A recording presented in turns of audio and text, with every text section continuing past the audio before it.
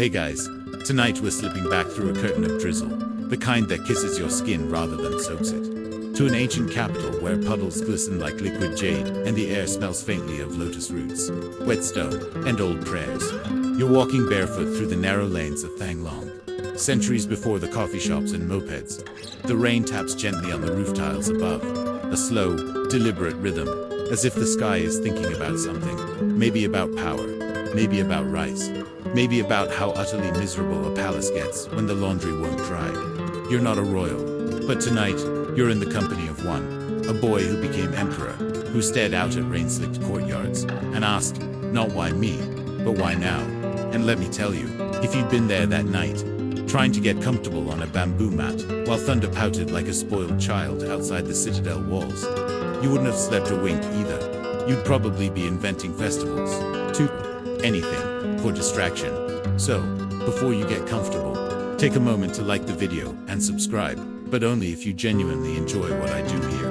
And tell me in the comments, where are you listening from, and what time is it where you are? Now, dim the lights, maybe turn on a fan for that soft background hum, and let's ease into tonight's journey together. You hear it before you see it, the hush of rain soaking into packed earth. No thunder, not yet, just the rain. It's the kind that sneaks up on you, warm, indecisive, like someone tapping on your shoulder but walking away before you turn around. In the stone corridors of the royal citadel, everything is just a little damp. The banners along the hallway cling to the walls like shy children. Ink runs, scrolls curl at the edges. Somewhere, a servant swears quietly at a leaky ceiling. But you're moving toward the emperor's chambers. It's late. No one's asleep. Not really. There's a tension in the air that even the rain can't wash away. The kind of night where people keep checking the moon, even though they know its hidden dot. And inside the chamber, lit by a single oil lamp, sits a young emperor, Els Kangyun, still fresh on the throne. A monk not so long ago, now wearing the weight of a kingdom like a too-big coat. The smell of sandalwood clings to him. His hair, loosely tied back, is damp from walking outside. Yes, he does that. Walks in the rain. Says it helps him think, or maybe it just makes him feel less alone. Tonight, he's sitting cross-legged, fingers steepled, eyes unfocused. You get the sense he's listening to something just outside the edge of hearing, not voices. Exactly, but murmurs of something old and stirring. The rainy season has arrived early. The Red River swells like it's remembering something unpleasant. Farmers are nervous. Priests are whispering. And the emperor, he's wide awake. Water, he mutters. Everything returns to water. It's not clear if he's talking to you, to himself, or to the rain. Maybe all three. You're about to ask something, maybe a question about flood dikes or rice yields, when he stands abruptly. He gestures you to follow, and like a shadow, you slip out into the corridor behind him. The palace at night is a strange beast. Everything looks softer, bigger. The stone lions guarding the doors seem to breathe. You pass a hall where a court musician has fallen asleep with his mouth open, flute still in hand. The emperor doesn't notice, or pretends not to. He leads you to a small courtyard, with a pool in the center. Just rainwater now, collecting in the carved basin like tears. In a bowl, and around that pool, candles flicker in the wind. Not royal candles. These are offerings. Someone has been here. The emperor frowns. Even in the palace, he says, we're all praying for something. He kneels at the edge of the pool. You do, too, because what else do you do when an emperor kneels? You know what I hate about rain, he says quietly. It makes everything honest. All the leaks, all the soft spots. You can't pretend things are fine when the walls are crying. That's when you realize this isn't just about weather. It's about the cracks in power, the holes in the story, because this is not a time of peace. The LS dynasty is new, unsteady. People still whisper the old dynasty's name like a spell. The countryside is restless. The monks, even the ones who raised him, are not all in agreement. And the heavens, those ever watchful, ever judgmental heavens, are raining. Raining, it needs a name, he mutters. A ritual, something gentle, not sacrifice. Something the people will love. You don't know what he means yet, but he's already pacing. Not a military parade, not a dragon dance with too many drums. He wants something that invites rain, not banishes it. Something to calm the skies, and maybe, just maybe, soothe his own mind enough to let him sleep. You're there when the idea is born. A rainy season festival. Not a grand one, not yet.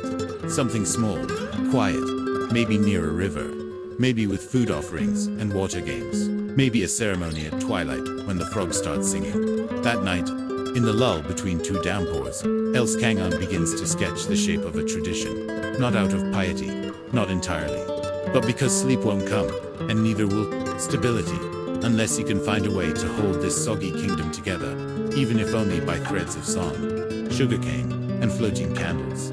Some historians say this first festival was never officially recorded. Others claim it was just a local village rite the emperor happened to witness. One even suggests he hallucinated the whole thing after a particularly bad oyster.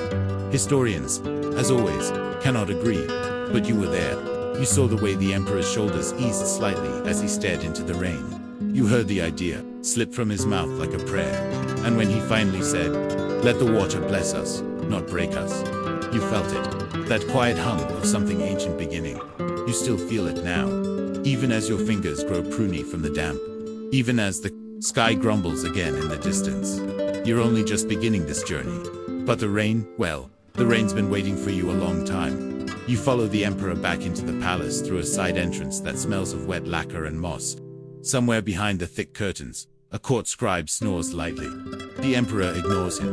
The hallways echo faintly with the tap of his sandals on polished stone. And as the rain begins again, softer now, more deliberate, you find yourself slipping further back in time. Before the palace, before the throne, before the boy became the dream. Els Kangon wasn't always a name spoken in incense smoke and bronze gongs. He was born in a village with more fish traps than books.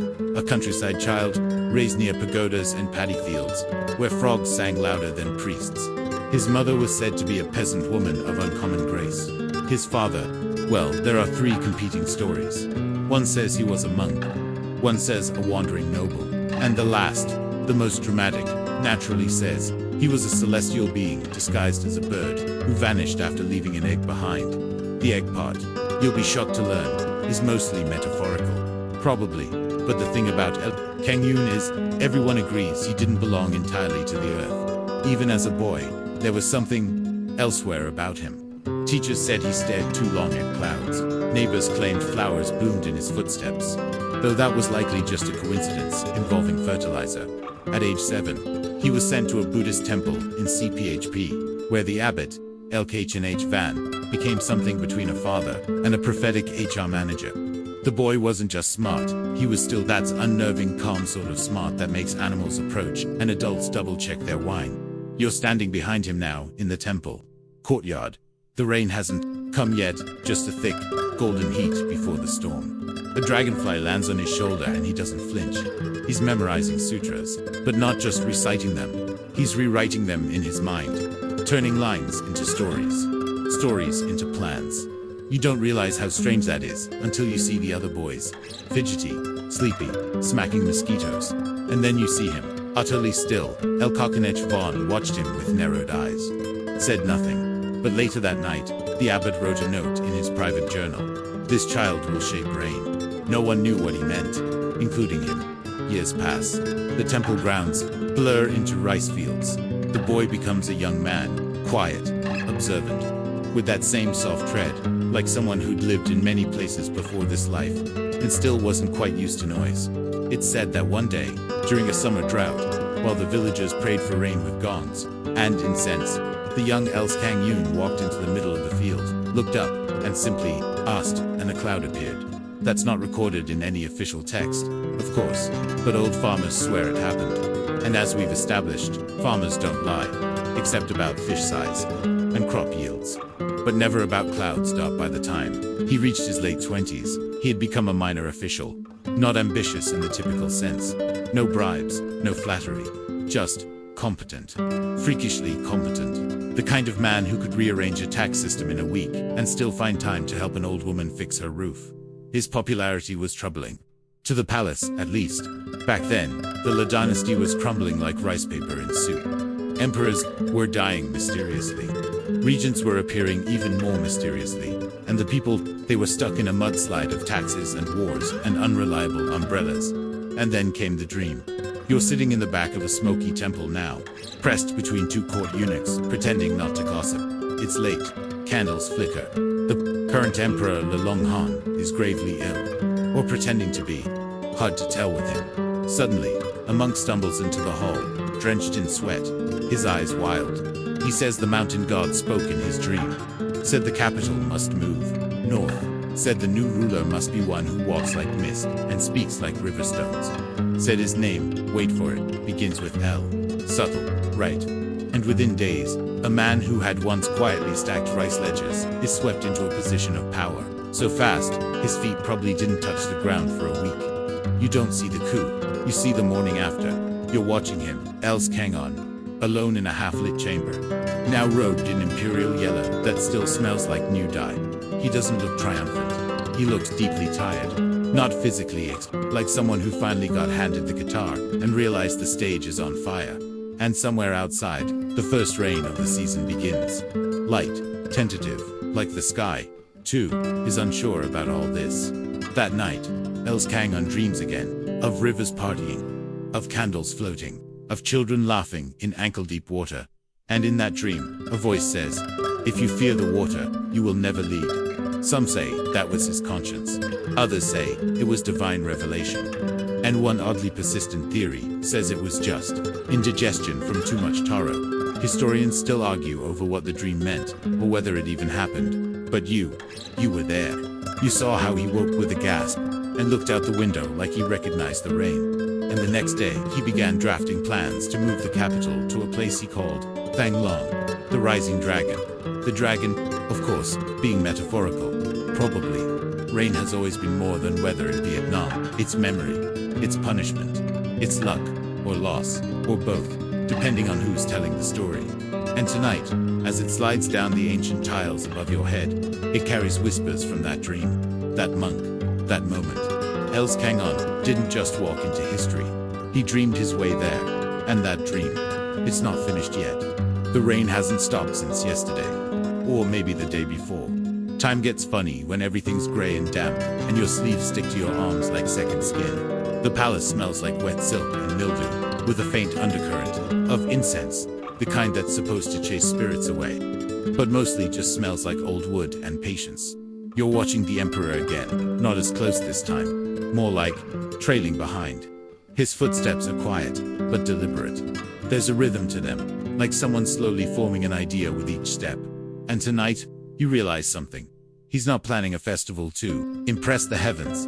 He's planning a conversation with them. After the move to Thanglong, the capital was still more concept than city. The roads were muddy veins. The palace was a series of half-built halls. Bureaucrats grumbled. Local spirits were offended. And yet, something about the place pulsed. A kind of promise lived in the soil. The kind that made trees bloom too early and birds circle. The citadel like they were waiting for instructions. You're there the morning the emperor walks out to inspect the edge of the river. His robes are too nice for mud. He wears them anyway. A minister tries to stop him, of course. Says something about protocol. The emperor waves him off like a mosquito. Rain doesn't care about protocol. He says he's watching the Red River rise. The color is that of storm tea. Dark, roiling, too full of itself. Villagers nearby are reinforcing embankments with bundles of bamboo and rice straw. Chickens cluck nervously. Someone's ox has wandered off again. But the emperor doesn't seem afraid. Floods always look like anger, he murmurs, mostly to himself. But they're just rivers that forgot their names. You glance over at a local boy standing nearby, no older than 10. Barefoot, watching the emperor like you'd watch a dragon wearing shoes. He tugs at your sleeve and whispers, "Why is the king talking to the water?" You answer without thinking, because he wants it to talk back. That's when the real preparations begin, not the official ones. Not yet, first come the dreams. The emperor starts waking in the middle of the night, covered in sweat. He scribbles on silk scraps. Strange words, shapes. Sometimes it's the name of a fruit. Sometimes it's a phrase like "carry joy in a bowl." Once he just wrote "dragon belly drum" and went back to sleep.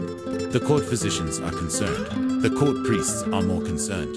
But no one dares stop him. And gradually, these midnight messages coalesce into a plan. A strange one. Not a military review. Not a religious rite. But a festival. A rainy season ritual.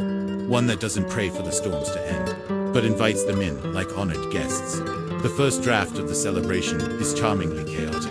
You're sitting in a drafty meeting room, surrounded by baffled advisors. So he wants water games and floating lanterns. Is it a children's thing? What's the theological basis for cucumber races? There's a long silence. The emperor just smiles and says, joy is a form of offering. And that's the moment it clicks. He isn't trying to flatter the heavens with solemnity. He's trying to delight them, surprise them, remind them of the messy, silly, beautiful humanity they're in charge of. Because if the sky sees laughter, maybe it won't send thunder. And if the earth hears singing, maybe it won't shake Dot. The first rain festival isn't even called that. It's just the gathering. No parade, no dragons, just families invited to the palace grounds during the monsoon lull. There are fruit boats carved from banana trunks. There are water puppets, crude ones, splashing about in shallow pools. Children wear lotus leaves like hats. And at dusk, the emperor himself walks barefoot to the river's edge and lights a single lantern. He whispers something into it. You're close enough to hear. Bring back what we've forgotten. The lantern floats for a moment, then vanishes into the dark water. The people don't understand at first. Some are confused, some delighted, a few irritated they couldn't sell snacks near the palace gate. But something about it lingers. It's not flashy, it's not revolutionary, but it feels kind. And in the following days, something strange happens. The rains soften, the wind slows, and for the first time in weeks, you can see stars through the cloudbreak. Was it divine approval? Atmospheric coincidence? Clever meteorological timing? Historians, you guessed it, are divided. Some call it clever psychological governance. Others claim the emperor had secret readings of the river tides. And one particularly salty historian argues it was all just an elaborate PR stunt to distract from land reforms. But none of them were there. They didn't hear the quiet gasp of the crowd when the lantern lit. They didn't smell the wet citron peels drifting through the dusk. They didn't see the emperor, barefoot and laughing, let the rain soak his sleeves and call it good luck. You did, and deep down, you suspect. The sky soared to Dot later that night. Back in the palace, you find the emperor drying off by a charcoal brazier. His hair drips onto the floor in slow beats. You offer him a towel. He takes it without speaking. Then, without looking at you, he says, we're not just farmers and kings, we're stories. And stories need seasons. A pause. Let this be ours. And just like that, the rain doesn't feel so heavy anymore. You're not sure if it's ending, or if you've just stopped trying to hide from it. You wake to the sound of drums, not war drums, not funeral drums. These are rounder, warmer, the kind you feel in your chest before you hear with your ears. Somewhere in the city, someone's dancing in the rain again. You sit up slowly, in humidity, and peek through a carved wooden screen. Outside, the courtyard is scattered with lotus petals. The child is chasing a duck. An old woman is laughing so hard she almost drops her PARASOL. It's been 3 weeks since the emperor lit that first lantern, and something has shifted. The rain festival, though no one's quite calling it that yet, has spread faster than mildew on a rice mat. At first, only palace attendants joined in, then the cooks, then the stonemasons, then, almost inexplicably, the tax collectors. They were not very good dancers, but very enthusiastic. The emperor encouraged it quietly. No official decree, no ceremonies, just subtle permissions. A few extra coins for musicians, a sudden surplus of red silk, a politely ignored order for 36 carved water buffalo masks. Word drifted outward like incense smoke. By the end of the month, entire districts were hosting puddle parades. You find yourself wandering through one such district now, a neighborhood by the city wall, where the roofs are low, and the drums are loud. Children splash each other with buckets, grown men wear frog hats. Someone is selling grilled bananas on a stick. There's a float made entirely of green papayas. It doesn't make sense, but no one questions it. And in the middle of it all, you spot a group of grandmothers weaving garlands out of banana leaves, their fingers quick and practiced. They tell you, quite matter-of-factly, that they've decided this festival is an ancient tradition from the time before time. One even claims her grandmother told her so. Another says the emperor got the idea from a dream she once had. You think about correcting them, then you decide not to. Some myths are better born. Fully grown at the palace, there's quiet amusement and a touch of panic. Should we regulate this? A court official asks. Define it. Another suggests. Monetize it. Whispers a third. The emperor just raises an eyebrow. If you try to tame a monsoon, it will flatten your house. He orders more lanterns. Still, Not everyone is thrilled. The Confucian scholars are grumbling. They say the festival is frivolous, that joy should be moderated, that duck chasing lacks moral structure. One particularly severe scholar writes, a scroll titled Why Rice is Wiser Than Laughter. It does not sell well. Even among the people, there's confusion. Some think the festival is meant to drive away bad spirits. Others say it welcomes ancestral rain. One man insists it honors the fertility of frogs. But beneath all that noise, something quiet has taken root. For the first time in memory, people aren't praying against the rain. They're praying with it. That's new. You wander back, toward the riverbank. It's dusk again. The air smells of mango skins and wet stone. You pass a group of teenagers building floating platforms from bamboo and gourds. They're clumsy, laughing, loud, and completely absorbed. One of them turns to you and says, "Hey, have you named yours yet?" You blink. Named what? He points to your hands. At some point, you've picked up a small lantern. You don't remember doing it, but there it is, made of palm bark and paper, held together with sticky rice paste. You think, for a moment, then you whisper the name of someone you miss, and you let it go. That night, the emperor walks alone through the rain. No guards, no ceremony. Just a man in a soaked tunic with muddy hems. He stops beside a small roadside altar and offers a dumpling, to no one in particular. You follow him quietly, shoes squelching in the mud. He glances at you once, nods, then says, "Isn't it strange, how quickly a moment becomes a memory? A pause, and how a memory becomes a custom. If you're just quiet enough, you don't answer, but he doesn't expect you to dot by now. The palace has begun to prepare official structures for the celebration. They've drawn up schedules, drafted permits, assigned honorary titles, like Keeper of the Sacred Watermelon. A noblewoman protests, because her title is just Mistress of Mud. The emperor chuckles and changes it to Guardian of Fertile Ground. She beams, but through all the organization, he remains a little distant, as if he knows perhaps better than anyone, that the best parts of this thing are the ones no one planned. One night, you sit beside him under a dripping canopy, watching a family float a basket of food into the river. It wobbles, then catches a current and vanishes. A girl claps. She said it's for the thunder, the emperor says softly. A peace offering. Then he adds, more to himself. We're not asking the rain to stop. We're asking it to stay, gentle. Back in the city, the rain falls more slowly now. The rhythm has changed. Not urgent, not violent, just steady. A soft percussion under every lantern, every laugh, every story being born on muddy streets. You lie down that night under the sound of it, eyes half shut, the scent of wet earth and wood smoke curling in your nose. Somewhere in the distance, someone is singing off-key. You smile. The emperor is right. Not all traditions need centuries. Sometimes they only need a single season that people remember with warmth. And this season is just getting started. You're standing in a market that doesn't exist anymore.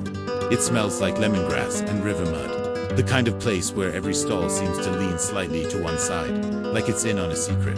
Your sandals stick to the earth with every step, not because it's dirty, though it is, but because the rain has turned the ground into memory. And here, in the busiest, loudest corner of Thang Long, you meet her.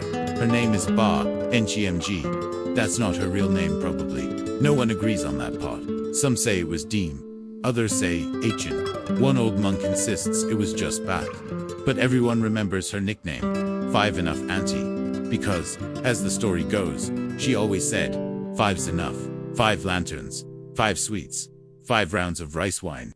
Any more would be indulgent. Any less would be rude." And while the emperor had lit the first ceremonial lantern, Ba Ngmg was the one who made everyone believe they could light one too. Crouched beside her, now under a tarpaulin sheet, while she braids banana rope. The rain slaps rhythmically on the canvas above. Lanterns are just paper boats for wishes. She tells you, without looking up. You don't need to ask the sky. You just need to tell it something true. You ask her what she means. She hands you a dried lychee. Try one. That's what I mean. You chew. It's sweet and oddly comforting, like someone's grandmother, wrapped in fruit. Ba Ngmg was never noble, never rich. She lived in a two-room home that tilted slightly toward the river like it was shy. But the year after the emperor's lantern, she started showing up every rainy season with bags of colored paper and stories for sale. Not actual stories, just things like, "Did you hear the thunder clapped 3 times for joy last night?" Or "A water buffalo bowed to me this morning. Must be the rain spirits." Or my husband came back as a frog. He still won't listen, she'd say. It with a wink and a gumless grin. And somehow, it made the rain feel lighter. You walk with her through the alleyways. She's faster than she looks. At every corner, someone waves a child, a vendor, a very suspicious cat. You pause when she stops to watch a group of teenagers learning a new water dance. It's clumsy and enthusiastic. One kid slips into a puddle so hard he loses a sandal. Bah, NGMG cackles. Then says, "See, that's worship, that's prayer. That's joy with mud on its feet." But she wasn't the only one shaping this thing. There was also Master Theum, the pond philosopher. He wore robes made of patched silk and refused to live anywhere without frogs. And there was Red-Face too, who organized the first unofficial parade of slightly tipsy grandpas, insisting it honored the spirit of rain in a roundabout, squishy way. These weren't elites. They weren't invited by the palace, but they carried the festival forward. They gave it flavor. Because the emperor had planted a seed. But the storytellers, the grandmothers, the eccentric duck tamers, they watered it. You find yourself, later that day, sitting at the edge of a neighborhood pond, legs dangling into the warm water. Fireflies are beginning to gather, blinking softly like distant applause. A boy paddled by on an upturned pot, waving. Beside you, Bart NGMG mutters something. You ask her to repeat. She says, "Festivals aren't built by rules, they're built by repetition." Then she taps her temple. Do something strange, twice, and it becomes tradition. You ask if that's what the emperor wanted. She shrugs. Who knows what kings want? Maybe he wanted immortality. Maybe he just wanted to stop sneezing every time it rained.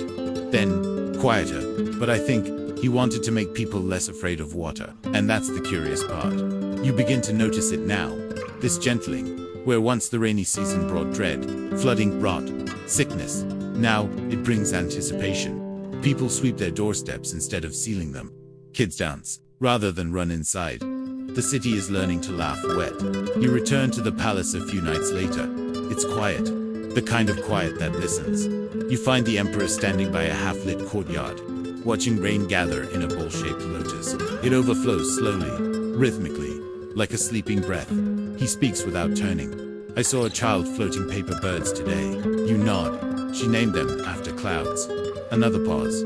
Then he says, "What happens to a ritual when the one who created it fades?" You answer carefully. "If it's loved enough, it keeps walking without you." He smiles. Good. Down. In the city, the festival continues, evolving, wandering, becoming slightly sillier each year, slightly grander, slightly more sacred, and somehow also more ridiculous. There's a woman who now blesses umbrellas by hitting them with scallions. No one knows why, but it's become expected. And every year, on the festival's second night, someone somewhere accidentally invents a new tradition. It's chaos. It's community. It's the sound of a nation learning to be soft in the rain. And as for you, you carry a damp paper lantern in your hand. Now, not lit yet. Not ready, but soon. You're halfway between nowhere and not quite sure. The capital is far behind you now, swallowed by mist and monsoon. Ahead lies a road that bends like a question mark, trailing off toward the countryside, where the map gets blurry and the stories get louder. You've been sent out with a single instruction from the emperor. See what they've done with it. Not a command, not even a royal decree. Just curiosity, folded into travel. Your feet squish through wet red clay as you walk. The rain has softened the land into something half mud, half memory. Dragonflies flit by your ear. Somewhere nearby, a cow sneezes. The first village you enter is small, fewer than 10 homes. Chickens outnumbered people, but every single doorway is strung with rain charms. Little paper knots tied with dyed corn husks. Some painted with symbols, others with smiley frogs. A boy sees you looking, and proudly explains, "That one's for stopping lightning. That one's for making the rain taste like mango." You raise an eyebrow, he shrugs. It worked once. The festival has spread, but not in straight lines that didn't follow roads or rivers or even trade routes. It followed stories, whispers, the warm echo of a good idea passed between hands like warm, sticky rice. And as you travel farther from the capital, the festival meets in one district. They float baskets of jackfruit skins into flooded rice fields and clap 3 times for luck. In another, old men line up to shout compliments at thunderclouds. You're very symmetrical. One yells, majestic cumulonimbus energy. You ask someone if this was what the emperor had intended. Laugh so hard they drop a pickle jar. Sweetheart, they say. No one knows what emperors intend. But this feels right. You keep moving. At a fishing village on the central coast. The festival is aquatic. Lanterns are sealed inside coconut husks and released with small firecrackers inside. Tiny sputtering explosions of light across the bay. At a mountain hamlet, it becomes more solemn. People wear gray. They whisper wishes into rain-soaked stones and bury them under cinnamon trees.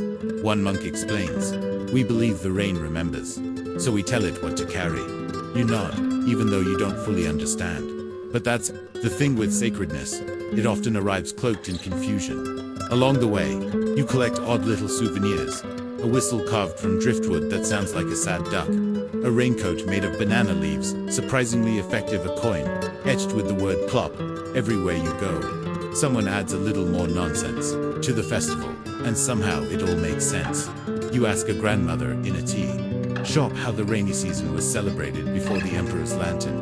She sips, considers, and says, "We survived it. Then, after a long pause, but now, we decorated."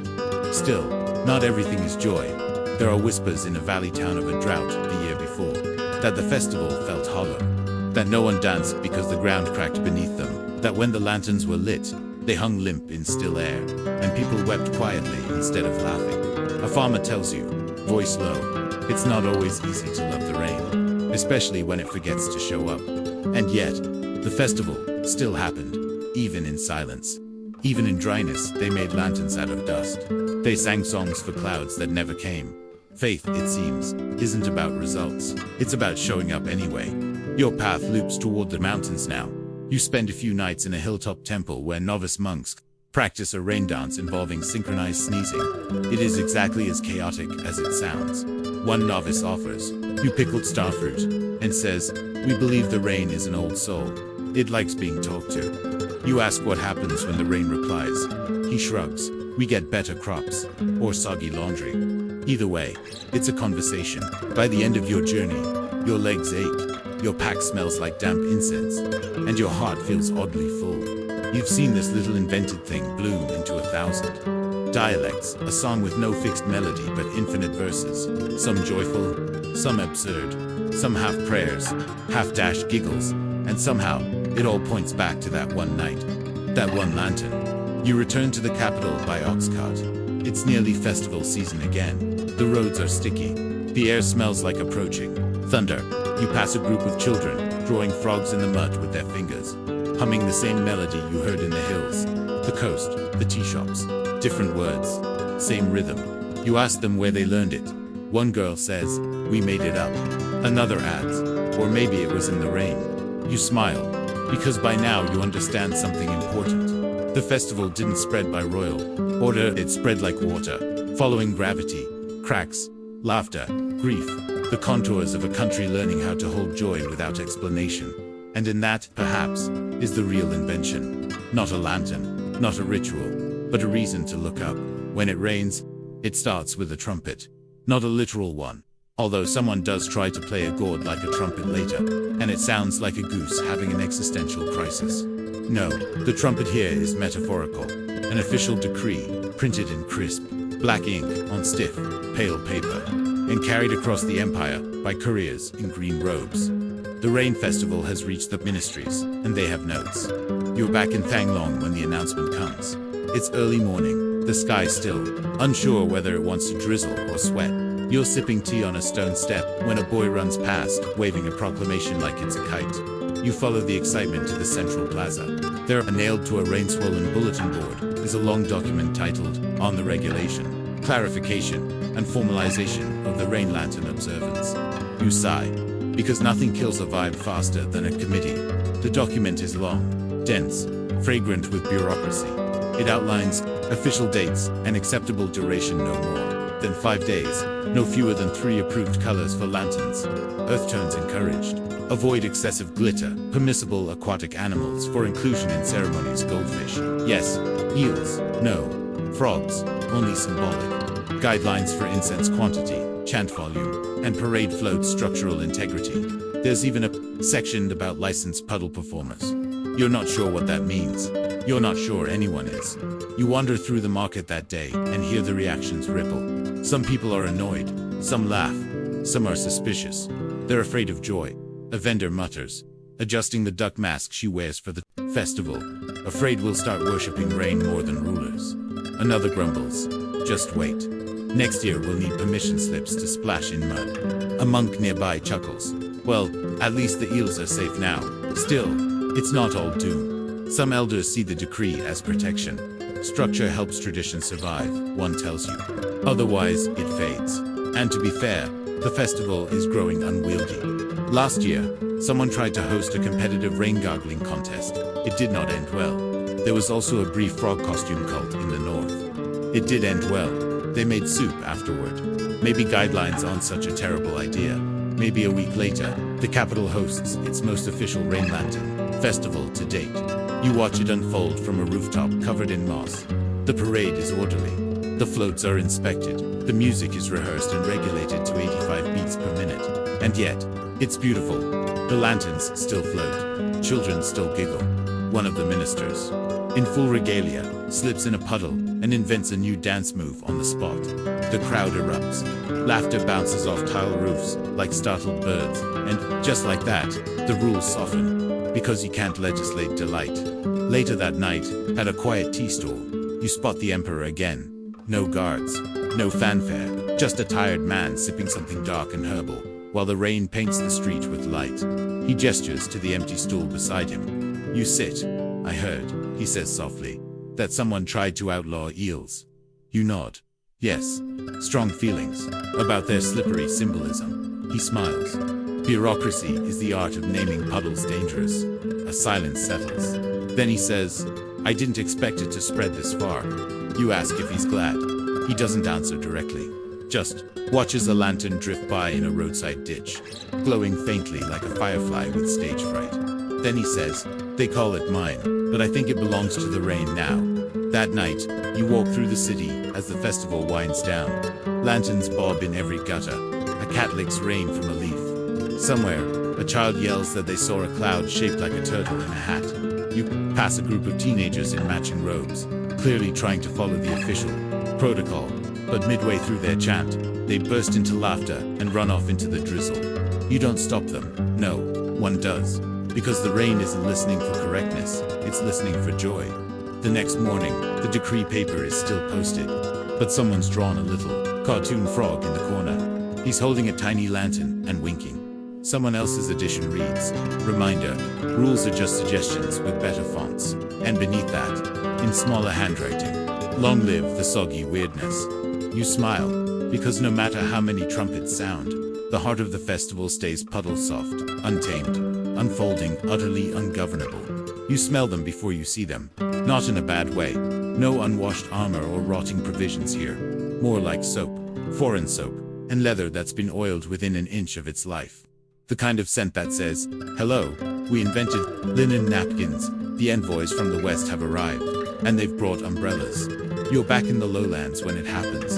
A merchant shoves a flyer into your hands, printed on crisp imported paper, grand cultural exchange, featuring exotic guests and global curiosity. You snort, but your curiosity, and the free rice dumpling coupon stapled to the back, gets the better of you. By late morning, you're squeezed into a riverside pavilion, watching a group of diplomats try very hard not to get mud on their silk stockings. They stand out. Tall hats, tall boots, tall stories. They speak a few practiced words of Vietnamese, then switch to their own tongues, which sound like furniture creaking underwater.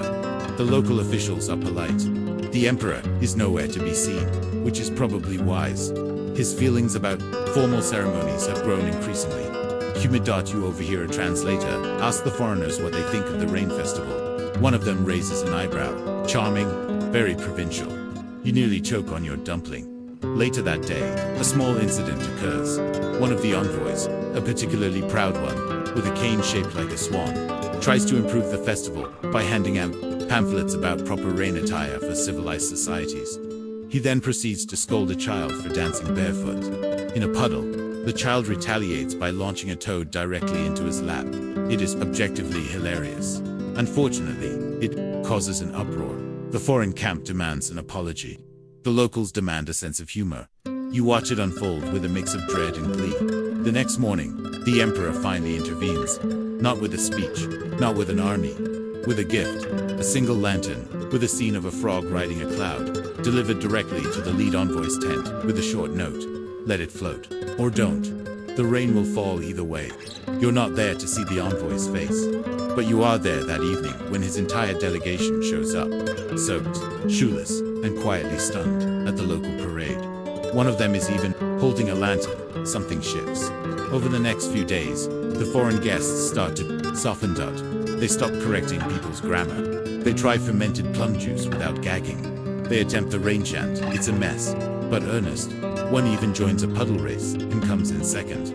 They don't quite understand the rituals, but they feel something. You see it in the way they stop trying to interpret the festival and simply experience it. It doesn't need translation. It's made of rhythm, mud, and laughter, all universal. A week later, the foreign delegation departs. But before they go, they leave behind a gift, a small trunk of peculiar items. Inside, a waterproof musical instrument shaped like a duck, a diary containing increasingly damp observations, a note. Your reign is inconvenient and beautiful. We hope to return wetter and wiser. You suspect that's the closest thing to diplomatic affection anyone's ever managed with a puddle involved.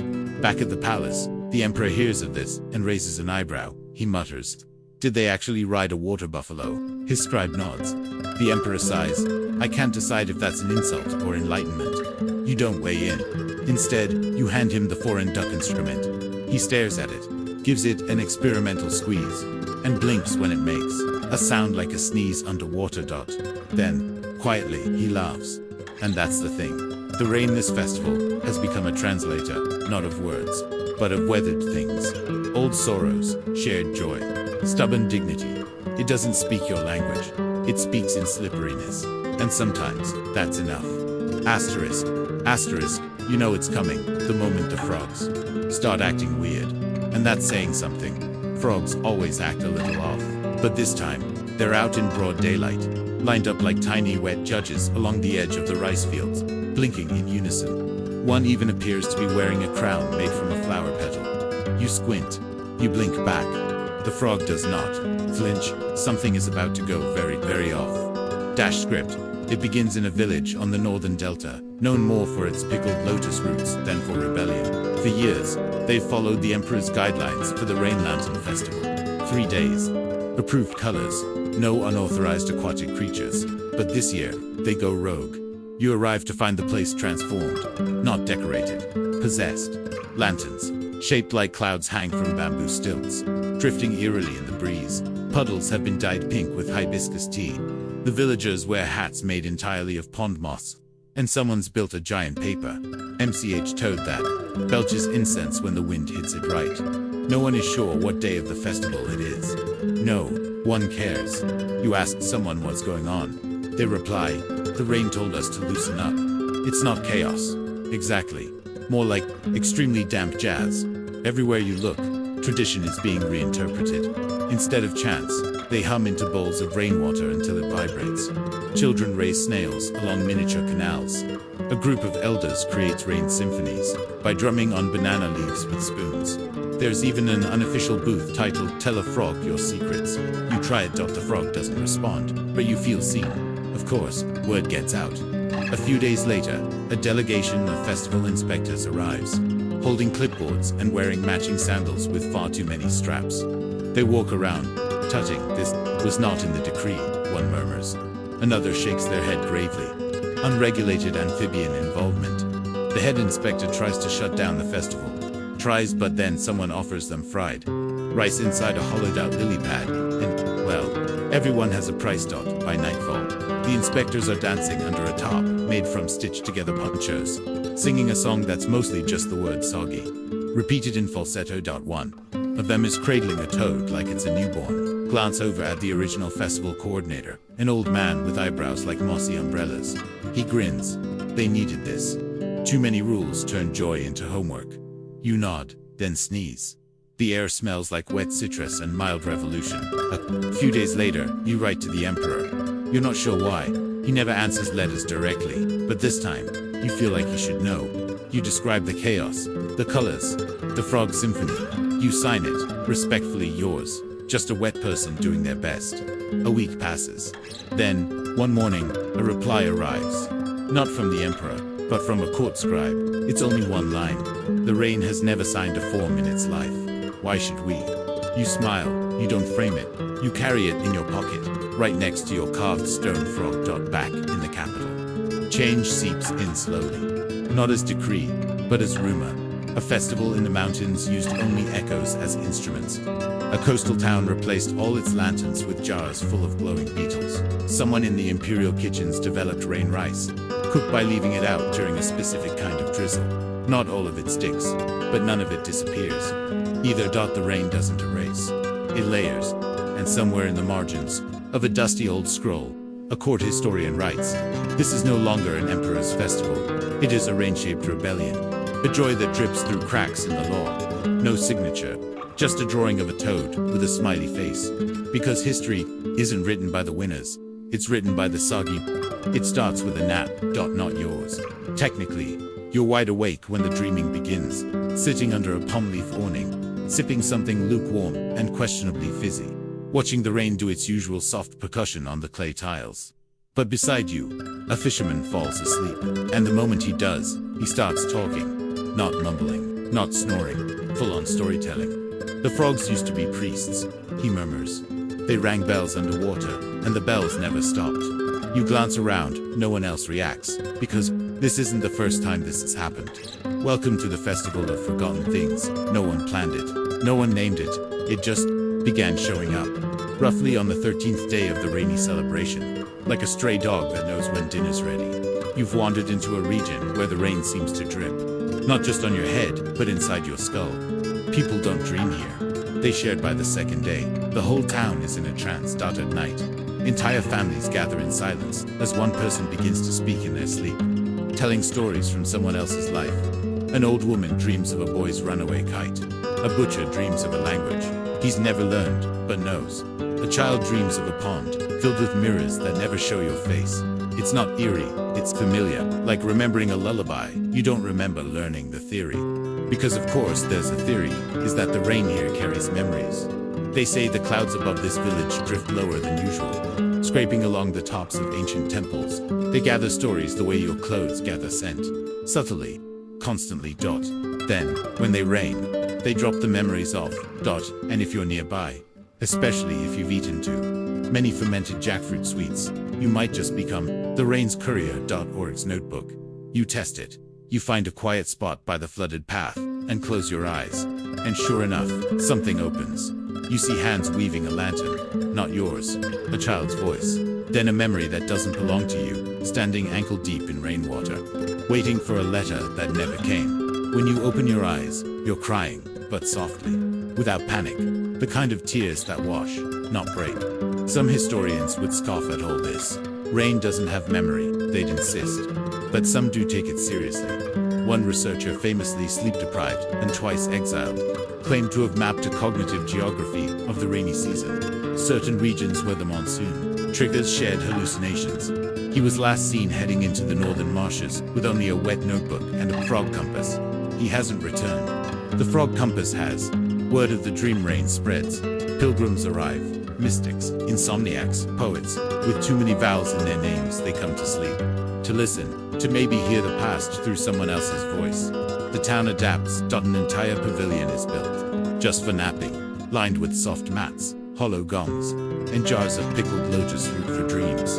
They say, though it mostly just makes your mouth buzz. And in the evenings, people gather not for fireworks, but for sleep recitals. One night, during a particularly deep collective slumber, something unexpected happens. A voice joins in that no one recognizes. Clear, deep, older than the rooftops. The rain used to fall upward, it says, when the frogs still sang in the temples. No one knows where it came from. But the next morning, an empty chair is found under the banyan tree. On it sits a folded robe, imperial silk, faded, with time, and a tiny clay toad. Perfectly dry. You don't say anything, but you feel it. Someone forgotten has come home. The emperor hears whispers of this ghost festival. He doesn't send soldiers or scribes. He sends a pillow, hand-stitched, embroidered with clouds, and a note: let them sleep, let them speak, let the rain do what it came here to do. Some festivals are fireworks and drums, others are just breathing, listening, letting puddles ripple without asking why. The rainy season, it seems, remembers more than we do, and sometimes it dreams us back. Asterisk, asterisk, you wake up to rumors. The emperor is missing, not dead, not dethroned, not taken, just gone. One moment he was in his garden, feeding dried papaya to a particularly judgmental peacock. The next, poof, no footprints, no carriage, no royal fanfare, only a slipper, one slightly damp imperial decree, and a very confused gardener who insists the emperor said something about following the rain. Classic. The palace scrambles. Courtiers whisper. Officials draft emergency procedures. The chief astrologer reads 6 stars and promptly faints. You're already halfway down the road. Because tucked inside the slipper was a riddle, and in the emperor's handwriting, no less.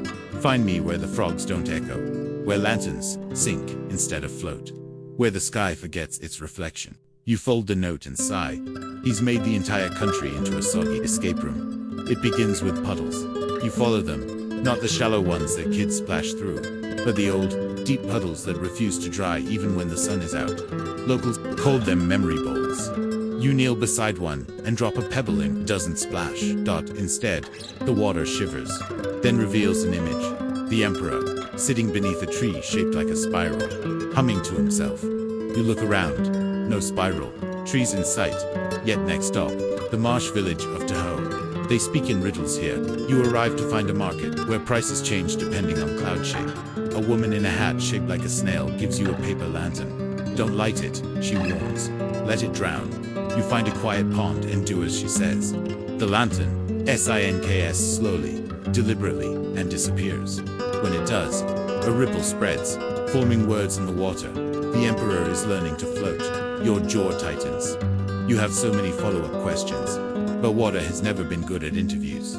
The trail leads further into the hills, to a ruined temple overtaken by moss and migratory egrets. Here, an old monk sits beside a broken bell. He doesn't speak, but he hands you a scroll. On it, the rain cannot find me here. I have folded myself into the season. You recognize the handwriting. The emperor isn't hiding. He's becoming something else. By the 4th day, you've stopped expecting logic. You sleep in strange places. Inside a hollow drum, under an upturned boat. Once, even hanging from a hammock strung between 2 buffalo horns. Each morning, a new clue appears. A riddle carved into bark, or sung by a chorus of frogs that only croak in prime numbers. They all lead to the same conclusion. The emperor is chasing disappearance. Not to flee, but to dissolve. You find him. Eventually, in a highland valley, where the clouds touch your shoulders, and even the rocks seem to whisper. He's not wearing robes, just a thin shirt, soaked through. Lantern ink stains his hands. His hair is down, tangled with wind and grass. He doesn't look surprised to see you. Took you long enough, he says. You invented a national festival just to ghost your own government, you reply. Not ghost, he corrects. Mist. He tells you what he's been doing. He's walked the length of his own laws. Let the rain wash them. Studied his face in 17 puddles, each one more distorted than the last. He's rewritten decrees in river mud, then let the tide eat them. I thought if I could understand the water, he murmurs, maybe I'd understand the people. And you ask. He looks up at the sky. Turns out, people are even soggier than I expected. You sit beside him for hours, no words, just wind, the sound of frogs practicing harmony. When it's time to go, he doesn't follow. Tell them I'm still raining, he says, and that the festival is now, whenever it needs to be. You nod. You don't bow. Instead, you leave a dry-toed figurine by his side. A small, quiet thank you. Back in the capital, no one announces his return, because he never really left. Now, the rain is the message. Lanterns still float, or sink. Frogs still sing, or mutter. And people still dance, badly, joyfully, every time the sky forgets to behave. The emperor. He's just another story the clouds like to tell. There's a knock at the door of the Rain Festival office. Yes, that's a real place now. Staffed by about 12 government scribes. 2 soggy poets. 1 sleep-deprived archivist, who insists they once spoke directly to lightning, and a frog that no one officially hired, but now has its own desk. The knock, it's a lawyer. He's bone dry, like suspiciously dry. His sandals look like they've never seen a puddle. His scroll case is waterproofed, with what he proudly declares to be imported waxed yak leather. And when he sits down, it's with the kind of legal authority that makes even the frog shift uncomfortably. I represent the Bureau of Seasonal Symbols, he says. We're filing for ownership of all rain-themed festivities, effective immediately. A pause. A single drop of water falls from the ceiling onto his contract. It dissolves. The thing is, you can't own a cloud. You can't register a drizzle, or patent the sound of thunder, muffled by a thatched roof. But oh, they try. They send cease and desist notices to villages where it rains sideways. They demand licensing fees from puddle jumpers. At one point, someone even shows up with a tape recorder and claims to own the sound of distant frogs. It's absurd, but absurd things get dangerous when they come with a wax seal. Resistance begins quietly. A town in the southeast renames its rain festival to Moist Cultural Celebration. Another one insists their event isn't about rain at all. It's about gravity-assisted hydration rituals. But the best rebellion. It happens where no paperwork can reach. In a small hamlet surrounded by lotus swamps. They launch the festival of unwritten things. There are no signs, no programs, no permission. People just show up. And if it rains, that's the invitation. They sing songs that don't have lyrics. Build floats out of things that were never meant to float. One group performs interpretive umbrella dances so bizarre that even the frogs stop to watch. When questioned, they smile and say, "We're not celebrating, we're remembering." Then comes the story of Frog v. Ministry. No one knows if it's true, but according to legend, a village summons a real lawyer, half-drunk, fully barefoot, to defend their right to have unregulated frog choirs. The trial is held in a bamboo hut during a monsoon. The argument: if a frog sings in the rain and no bureaucrat is around to hear it, does it need a permit? There's silence. Then the frog croaks. Case dismissed. Historians call this the Great Drizzle Dispute. Some say it marked the moment the empire realized something critical. You can organize a government, but you cannot schedule joy, especially not the soggy, slightly chaotic kind. Eventually, the Bureau gives up. They issue one final notice, a soggy, smudged declaration that reads, "Henceforth rain shall be considered a public good, free to all citizens, frogs included." The frog in the rain festival office croaks once and goes back to sleep on its scroll. It's a quiet victory. But then again, the rain has always been quiet, until it isn't. In the following years, the rainy season becomes looser, less about calendars, more about instinct. Some towns begin celebrating the first drop festival, the moment a single drop hits the temple bell. Others host the last puddle parade, where people in paper sandals stomp through every puddle in town, giggling like children with a secret. And yes, a few people still try to trademark thunder, but thunder doesn't care. Thunder's freelance. You sit beneath a bamboo awning. A festival map in your lap. It's entirely blank, except for a note in the corner. If you need a reason to dance, wait 5 minutes. Rain always arrives eventually. It starts as a joke. A shrine made of broken umbrellas. Someone, no one knows who, starts stacking them at the edge of a sleepy coastal town, where the sea and the rain hold long, moody conversations in salt and mist. The umbrellas are snapped, torn, rusted shut, left behind after monsoons. Forgotten on porches.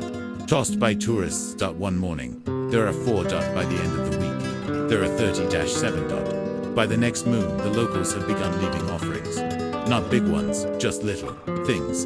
A cracked teacup with a rain poem scratched inside. A soggy biscuit wrapped in lotus leaf. A drawing of a frog holding a parasol, grinning like it knows something you don't. No one claims responsibility. No one takes credit. They just call it the Temple of Shrugging Skies. You visit out of curiosity. There's no ceremony, no monks, just a wind chime made of soup spoons, and a mossy sign that reads, "Rain happens." Might as well laugh. It feels like the most honest shrine you've ever seen. You sit beside it for a while. A child toddles up and plops a toy duck at the base. You nod solemnly. The child nods back. You are now part of a ritual that doesn't know it's a ritual. Perfect. Word spreads. Pilgrims arrive. The tired kind. People who've tried too hard for too long. They don't bring incense. They bring receipts. Ripped up and tossed into the wind like regrets. Some light candles. Some don't. Some just lean their foreheads against umbrella handles and sigh. You see a woman whisper to the shrine, "Thanks for ruining my date. He hated the rain. I didn't. And then she leaves a sandwich. The seagulls eat it, reverently. Other towns try to copy it, build umbrella shrines of their own. But it never quite works. You can't manufacture sincerity. The real shrine keeps growing. Someone adds a bench carved from driftwood. Another installs a waterproof journal, where visitors can leave notes too. The sky. You read a few. One just says, "Rain knows I needed the cry." Another, "Fell in love under this storm. Fell out under the next." You add your own. Still waiting for puddle number 32 to dry. Meanwhile, a temple is born. Not by priests, but by pranked up in the mountains. A group of students try to outdo each other with increasingly ridiculous rain rituals. It begins with a tea for clouds ceremony where they pour jasmine tea into the wind and bow to passing fog. Then comes frog baptism, don't ask, followed by dance of the dripping socks. And finally, the sacred umbrella toss, which becomes popular, accidentally. Within weeks, people are hiking miles to participate. No one knows what they're honoring, but they come anyway, bearing offerings of socks, broken umbrellas, and soggy rice cakes. One man swears the rain claps in response. A goat eats the altar. This is fine. Eventually, a wandering monk shows up, squints at the whole spectacle, and mutters, "Well, it's technically devotion." They stay, and turn the prank temple into a real one. They rename it, Watch Drizzle Pilgrims. Now refer to their journey as taking the moist path. You wish you were making this up. Back at the umbrella shrine, a new sign appears. We don't need to understand it, we just need to stand in it. The shrine is now taller than your house. Somewhere in the center, an ancient parasol gently spins every time the wind changes direction. No one knows why, but no one wants to stop it. Either you sit by the shrine as dusk comes. A quiet drizzle begins. No one runs. A man in a velvet suit starts humming. A group of kids plays hopscotch in reverse. An old woman starts juggling mangosteens. A dog howls at a puddle. It's chaos. It's sacred. It's exactly what the rain ordered. The road back feels different. It's the same path, technically the same scrubby hills, the same whistle of dry grass, the same suspiciously judgmental goat watching you from a ledge. But something has shifted. It's not the world, it's you carry more now. Not in your bag, that's lighter than ever. You've left behind scrolls, spare socks, even that ill-advised banana lantern you swore would float fine this time. What you carry is soaked into your sleeves, tucked in the soles of your shoes, wedged between your thoughts like moss between stones, memories, rituals, voices that were never meant to last but did, anyway. The capital is quiet when you arrive, not solemn, not asleep, just listening. The rain has already begun, soft, steady, as if the sky's humming, a tune it learned long ago. You pass familiar alleys, now filled with paper frogs and lanterns made from citrus peel. Someone's drawn a puddle, map on the main road in chalk. It reads, "Jump here if you still believe in echoes." You do so you jump at the edge of the palace. The gates are open, no guards, no pomp, no one waiting to ask where you've been. Only a corridor of candles, their flames wobbling like they're unsure whether to flicker or nap. You follow them, they lead to the garden, and there he is. The emperor isn't wearing a crown, just a wide-brimmed straw hat, and an expression like he's been outside too long and likes it that way. "So," he says, "did you find the rain?" "I think it found me," you say. He nods, then gestures to the pond where the fish keep forgetting they're not birds. "It's been different since you left," he says, quieter, but kinder. You don't speak, you just sit beside him, shoulder to shoulder, sharing a silence that's had time to age properly. Later, he stands, "One last thing." He leads you up a narrow staircase, through a room full of umbrellas mostly closed, and onto a roof tiled in old festival posters. There, etched into the plaster wall, is a new decree. It reads, "Henceforth, the Rain Lantern Festival is no longer annual. It happens whenever someone needs it most, whether the sky agrees or not." You ask if that's legal. He shrugs. "We live under a leaking sky. We make flexible rules." That night, you walk the city one last time. The lanterns bob and dip in the gutters. Children leave tiny boats made from coconut shells, carrying notes they'll never show their parents. You stop by the frog shrine. Someone's left a flute. It's terribly out of tune. You play it anyway. A real frog answers. You pretend it was applause. And then, the lights dim, not all at once, just enough. The streets hush. The puddles settle. Even the thunder decides to wait until morning. You lie down on a wooden bench under an awning that leaks just a little. The good kind of leak that taps your forehead like a lullaby. Your eyes flutter, your breath slows. The sky lowers its voice. You remember a slipper in the mud, a seventh bowl, a festival that never asked to be born but bloomed anyway. You remember a note. Let the rain do what it came here to do, and it has, so now. Dim the lights, turn on the fan, let the hum and hush of distant drizzle carry you. You're not alone. The sky's still leaking stories. The frogs are still gossiping. And somewhere, a child is whispering a wish into a puddle. The season isn't over. It never is. It just waits for you to notice again. End of script. Sweet dreams.